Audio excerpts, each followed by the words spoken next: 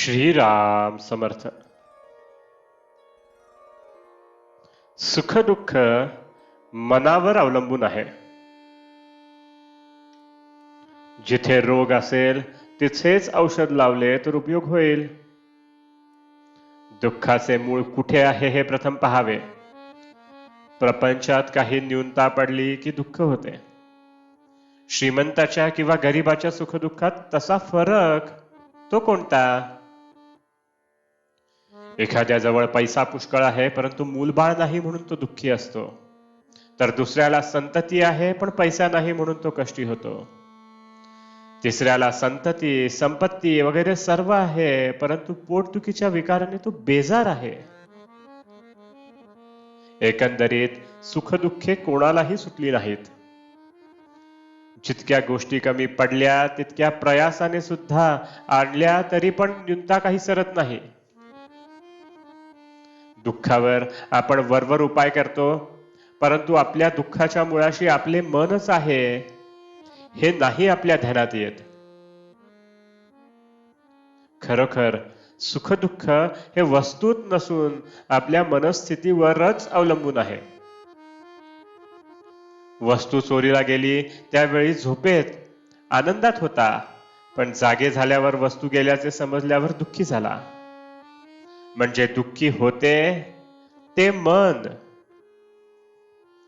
तेव्हा औषध द्यायचे ते मनाला द्या. संतांनी मनाला शिकवण दिली. आजवर आम्ही विषय सुख सख्या मुलाप्रमाणे भोगले आणि परमार्थ सावत्र मुलासारखा केला. सावत्र आईप्रमाणे आम्ही मनाला शिकविले.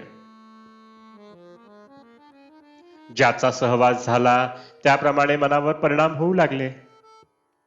विषयाचा सहवास गर्भापासून आपण ठेवतो म्हणून विषयापासून मिळणारा आनंद खरा असे मानू लागलो. ज्याचे बीज लावावे त्याची फळे खावी. आपण विषयाचे बी पेरतो आणि विषयाची फळे दुःखदायक आहेत म्हणून मग शोक करतो. याला काय करावे? व्यापारी दरवर्षी आढावा घेतात त्याप्रमाणे माझे विषय किती कमी झाले हे आपण पाहावे. जितकी प्रपंचाकरिता तळमळ करतो तितकी भगवंताकरिता करावी.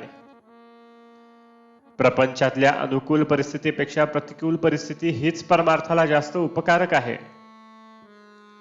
परमार्थ हा परिस्थितीवर, श्रीमंत गरिबीवर, रोगी निरोगीपणावर वगैरे कशावरही अवलंबून नाही. मनाची स्वस्थता, अंतःशुद्धता, आचरणाची पवित्रता यांवर तो अवलंबून आहे.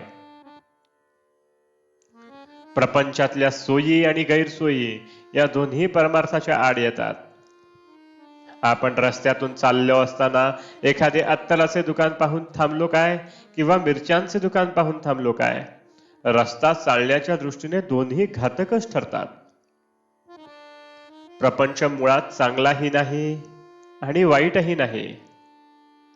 आपण आपली आसक्ती त्यात कालवतो म्हणून आपल्याला तो सुख दुःख देतो. ही आसक्ती काढणे याचेच नाव परमार्थ होय. आजचे बोधवचन: त्याच गोष्टी आसक्ती सोडून करणे ह्याचे नाव परमार्थ.